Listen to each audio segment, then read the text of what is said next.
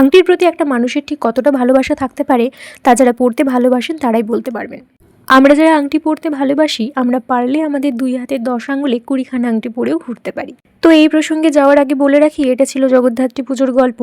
সেদিন ছিল সপ্তমী। চন্দননগর স্টেশন থেকে বেরিয়ে কাছাকাছি মণ্ডপের উদ্দেশ্যে হাঁটা শুরু করি। তো হাঁটতে হাঁটতে দাঁড়িয়ে পড়ি একটি জুয়েলারি দোকানের সামনে।